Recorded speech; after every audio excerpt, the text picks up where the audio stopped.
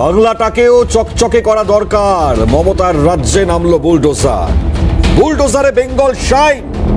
অবশ্যই বড় প্রশ্ন নিয়ে আজকে একটা এক্সক্লামেটরি সাইন দিয়ে আমরা আজকে আমাদের হাল্লাবল অনুষ্ঠান শুরু করতে চলেছি। আপনাদের সঙ্গে আমি মণিময় রয়েছি।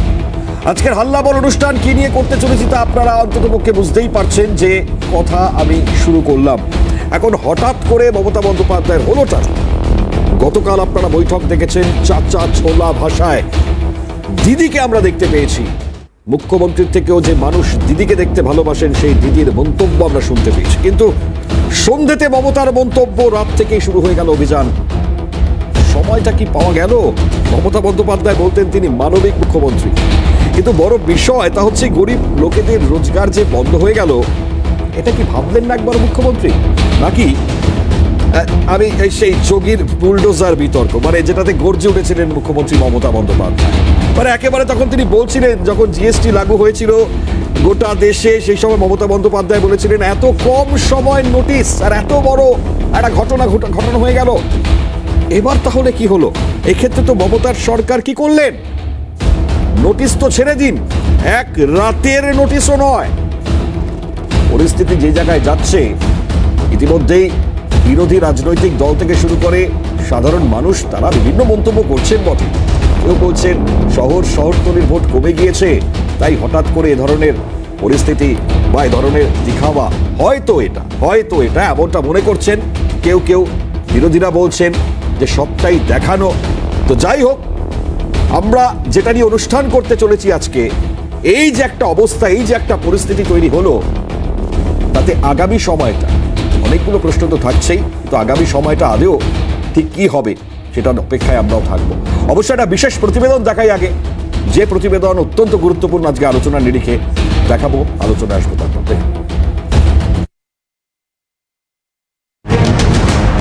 ফুটপাত দখল করে অস্থায়ী দোকান বসানো নিয়ে নবান্নের প্রশাসনিক বৈঠক থেকে সরব হয়েছেন মুখ্যমন্ত্রী মমতা বন্দ্যোপাধ্যায়। মন্ত্রী, অন্যান্য জনপ্রতিনিধি এবং প্রশাসনিক কর্তাদের উদ্দেশ্যে তার প্রশ্ন, হাতিবাগানে কখনো তাকিয়ে দেখেছেন? হাতিবাগানটা কখনো তাকিয়ে দেখেছেন কি অবস্থা? গড়িয়াহাটে আপনারা স্টল দিয়েছেন, ভালো কথা, কিন্তু স্টলের পেছনটা আবার কিন্তু তিপ্পল লাগিয়েছে কালো লাল। দেখলাম কত দোকান বসে গেছে, সব আউটসাইডার, কিনে খাচ্ছে, বাড়ির সামনে পাচ্ছে, এটা ভালো, কিন্তু দেখতে কি ভালো লাগছে? ডার্টি করে রেখে দিয়েছে জায়গাটা। প্রশাসনিক বৈঠক থেকে মুখ্যমন্ত্রীর এহেন কড়া বার্তার পর টনক নড়ে প্রশাসনের। শহরের বিভিন্ন জায়গায় শুরু হয় উচ্ছেদ অভিযান। ফুটপাতকে দখল মুক্ত করতে রাজ্য প্রশাসনের এই তৎপরতা মনে করিয়ে দিচ্ছে বাম আমলের অপারেশন সানশাইনকে।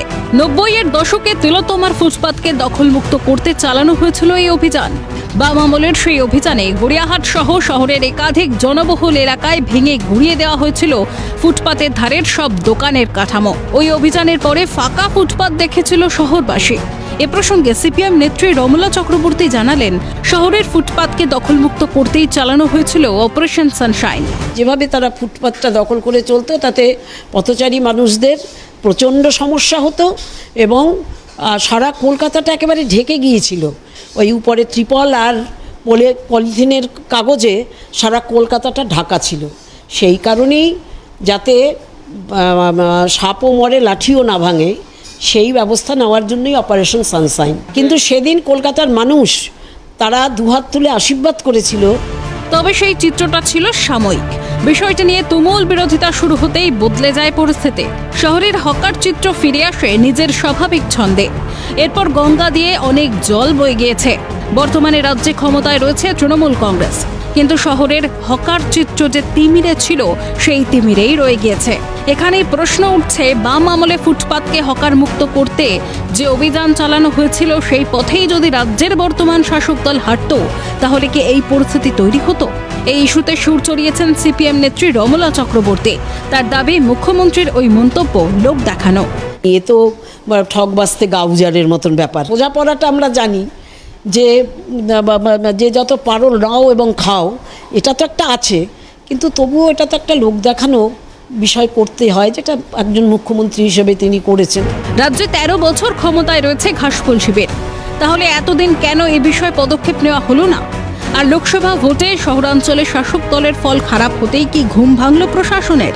শহরের ফুটপাতকে হকার মুক্ত করতে তৃণমূল সরকারের এই পদক্ষেপকে বিলম্বিত বোধোদয়? প্রশ্ন ওয়াকিবহাল মহলের। ক্যালকাটা নিউজ।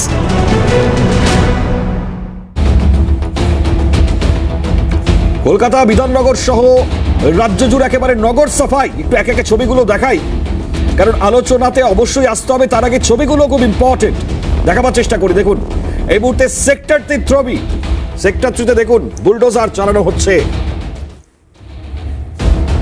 গুরুত্বপূর্ণ ছবি দেখাচ্ছি আপনাদেরকে, দেখুন কিভাবে বুলডোজার চলছে দেখাচ্ছি। এটা শহরের ছবি, ভুল করবেন না যোগী রাজ্য, এটা বাংলার ছবি। সেক্টর 3 এর ছবি একটু শোনাই, যাদের দোকান ভাঙা পড়লো কি বলছেন তার কথা বলেছিলাম আমি। সময় দিয়েছিল, সেই সময়টা আমরা একটা দোকানে 1 ঘন্টা তবে শুরু করেছিলাম দোকানটা, সেই মুহূর্তে 1 ঘন্টা সময় দেওয়া হয়। দোকানের জিনিসপত্র তো নষ্ট হয়েছে এবং সময় হওয়ার আগেই এরা এসে পুরো দোকান আমাদের ভেঙে শেষ করে দিল। আমরা আমাদের অভাব মেটানোর জন্য, যেহেতু কোনো কাজকর্ম পাইনি, পড়াশোনা করেছিলাম, ক্লাস 12 পাস করেছি, করার পরে কোনো কাজ পাইনি, তাই নিজেদের সিদ্ধান্ত নিয়েই আমরা এখানে ছোট করে একটা ঘুমটি করে দোকান করেছিলাম। এখন কি করবো বলো? কোথায় দোকান দেবেন কিছু ভাবনা চিন্তা করেছেন? না, আর কিছু ভাবনা চিন্তা নাই, আর ভাবনা চিন্তা নাই। টিএমসি ছিল না, কংগ্রেস 2-1 বছর থাকাতে তখন তারপরে সিপিএম এলো। সিপিএম 34 বছর সিপিএমের সাথে করলাম, তারপরে এখানে 13 বছর, মানে 45 বছর হয়ে গেল এখানে দোকান। সত্যি বলতে আমাদের এটা 40 বছর ধরে দোকান ছিল। আমার বিয়ের আগের থেকে আমি দেখছি দোকান আছে, আমার শাশুড়িরা করতো, সেই থেকেই আছে। কিন্তু লেটেস্টি বলতে সেটা না, আমাদের বাজারে একটা কমিটি ছিল।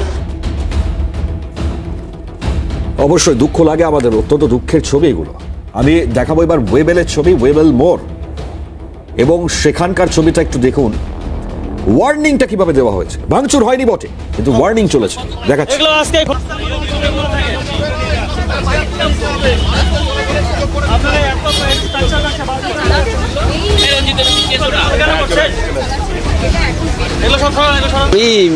প্রায় 28 বছর কোথায় আসছিল, ওইদিকে কোথায় আসছিল, সেটা ওয়েবেলের দিকে, সেটাও ইসের জন্য নেই, রাস্তাঘাটের মাল রাখার জন্য, এমনি কোনো এই দোকানের ব্যাপারে না।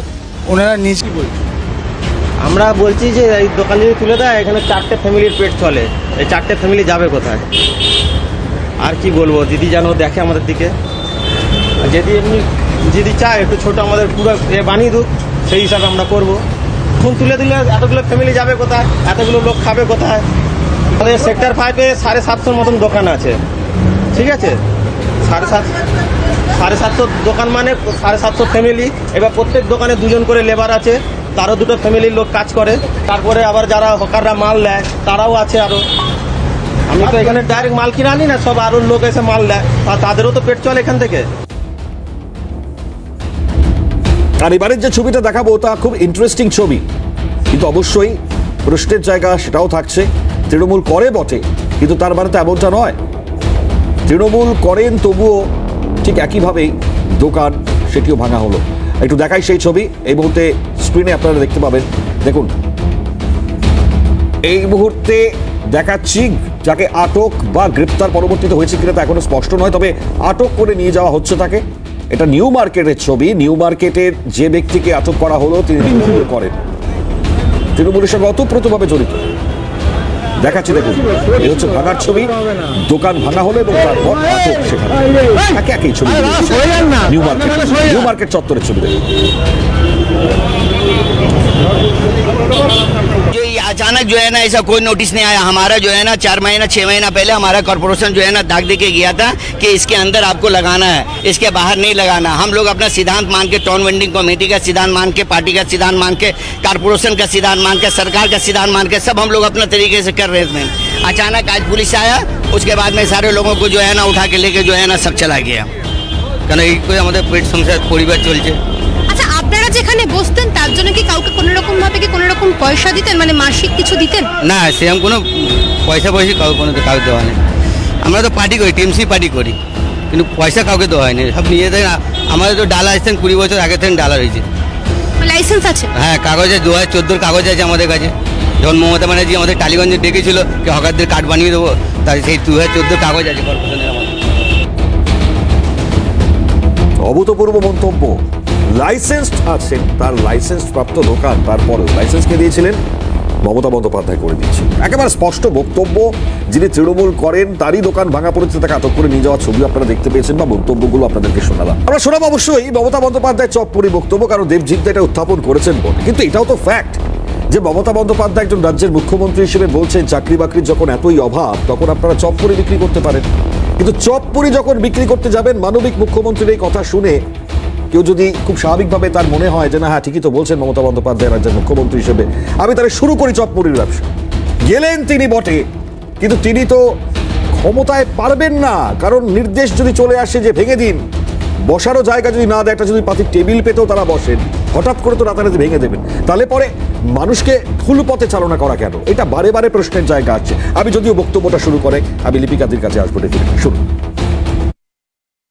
কত কি বেরিয়েছে আজকাল, এগুলো দিয়ে ফুলদানিতে ফুল রাখার ব্যবস্থা করতে পারেন।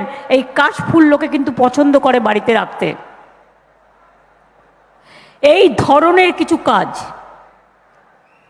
যেমন আমি আগে বললে অনেকে আমাকে টোন টিটকিরি করতো, তারা আজকে বুঝবেন। আমি বলতাম আপনার কাছে টাকা নেই, আপনি 1000টা টাকা নিন, 1000 টাকা জোগাড় করে একটা কেটলি কিনুন আর কয়েকটা মাটির ভাঁড় নিন,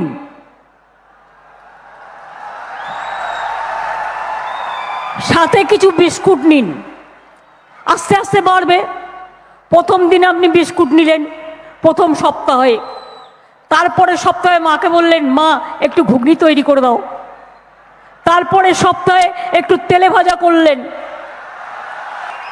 একটা টুল আর একটা টেবিল নিয়ে বসলেন। আর এই বসলাম, তারপর বুলডোজার। এটাই তাহলে বাংলার ভবিষ্যৎ। যেমনটা বলছিলাম, সেই বাম আমল অপারেশন সানশাইন, এবং সেই অপারেশন সানশাইন যখন হয়েছিল তখন খুব তাৎপর্যপূর্ণভাবে শ্যামবাজার থেকে হাতিবাগান পর্যন্ত আমরা দেখেছিলাম একের পর এক দোকান ভাঙচুর, এবং সুভাষ চক্রবর্তী পরে পুনর্বাসনের ব্যবস্থা করেছিলেন বটে, কিন্তু তারপরেও সমালোচনার মুখে পড়তে হয়েছিল। মমতা বন্দ্যোপাধ্যায় তখন বিরোধী নেত্রী, এবং ঠিক সেই জায়গায় বাম আমলোচনের সমালোচনা তৃণমূল সরকার তারা একের পর এক ভাবে করেছে। কিন্তু এখন তাহলে কি হচ্ছে? প্রশ্নটা বড় প্রশ্ন ডেফিনেটলি। আমি একটুখানি রমা চক্রবর্তীর বক্তব্য শুনি। রমলা চক্রবর্তী, তিনি সুভাষ চক্রবর্তীর স্ত্রী, তিনি কি বললেন শুনুন। এটা ছিল গড়িয়াহাট থেকে কলকাতার জনবহুল যে অঞ্চল সেই জায়গাগুলোতে, সেখানকার জন্যই। এবং বেআইনি বলে শুধু নয়, হকার্সরা তাদেরও প্রয়োজন ছিল, তাদেরও তাদের বিক্রি বাটা না করলে তারা খাবেটা কি, কিন্তু তাদের বসার কোনো ব্যবস্থা ছিল না। যেভাবে তারা ফুটপাতটা দখল করে চলতো তাতে পথচারী মানুষদের প্রচণ্ড সমস্যা হতো, এবং সারা কলকাতাটা একেবারে ঢেকে গিয়েছিল। ওই উপরে ত্রিপল আর পলিথিনের কাগজে সারা কলকাতাটা ঢাকা ছিল। সেই কারণেই যাতে সাপও মরে লাঠিও না ভাঙে, সেই ব্যবস্থা নেওয়ার জন্যই অপারেশন সানশাইন। কিন্তু সেদিন কলকাতার মানুষ তারা দুহাত তুলে আশীর্বাদ করেছিল। তারা বলেছিল যে কত বছর বাদে তারা বিজ্ঞাপন থেকে শুরু করে এই লাল নীল সাদা পলিথিনে সারা কলকাতার আকাশটা ঢাকা থাকতো। এইটা মুক্ত হয়ে মানুষ সেদিন বলেছিল যে কতকাল পরে আমরা রৌদ্র দেখলাম, আলো দেখলাম, কতকাল পরে একটু মুক্ত নিঃশ্বাস নিতে পারলাম। সেই ব্যবস্থাটাকে নতুন সরকার তারা তো সেটাকে রাখেনি, ফলে আজকে আবার নতুন করে সেই একই রকমের সমস্যা। ফলে যদি হকার্সদের সরিয়ে দিয়ে হকার মুক্ত করতে পারেন কলকাতার পথগুলোকে, সেটা ভালো, কিন্তু ওদের পেটের অন্ন মেরে তো সেটা হবে না। তাহলে ওদের জন্য বিকল্প ব্যবস্থা করতে হবে। বিকল্প ব্যবস্থা না করলে পরে এরা যাবেটা কোথায়? রমলা চক্রবর্তীর বক্তব্য অবশ্যই আজকের দিনেও তাৎপর্য রাখে। আজকের এই বক্তব্যটা কয়েকটা মাটি কেন সল্টলেক কাউন্সিলররা কাজ করে না? তারা তো ইলেক্টেড বডি, কেন কাজ করে না আমি জিজ্ঞেস করছি। রাস্তা ঝাড় দেয় না, এবার কি আমাকে রাস্তা ঝাড় দিতে বোঝাতে হবে? শুধু কি ওপরের দিকে তাকালেই হবে? নিচের দিকে তাকাতে হবে না? এলাকার লাইট দেখে না, রোড দেখে না, জল দেখে না, মানুষের প্রবলেম দেখে না? কি মুশকিল অতনুদা। হ্যাঁ, মুখ্যমন্ত্রী বলছেন অবশেষে আমাকে ঝাড় দিতে হবে। শোনাবো তা হচ্ছে কুণাল ঘোষের। আগামী সময় আরো হয়তো স্পষ্ট হবে মমতা বন্দ্যোপাধ্যায়ের প্রশাসনের তাদের ভাবনা চিন্তা কি। কুণাল ঘোষ কি বলছেন শুনুন। হকার ভাইদের প্রতি সম্পূর্ণ দায় দায়িত্ব সহমর্মিতা মমতা বন্দ্যোপাধ্যায় রয়েছে। মনে রাখবেন, সিপিএম জমানায় যখন রাতের বেলা হাতিবাগান এবং গড়িয়াহাটের ফুটপাতের হকারদের উপর বুলডোজার চালানো হয়েছিল, তখন কিন্তু মমতা বন্দ্যোপাধ্যায়ের নেতৃত্বেই হকারদের সুরক্ষার আন্দোলন তৈরি হয়েছিল। হকাররাও আমাদের পরিবারের সদস্য, হকাররাও আমাদের বন্ধু, এবং এই সিস্টেমটার মধ্যে বিপুল কর্মসংস্থান রয়েছে।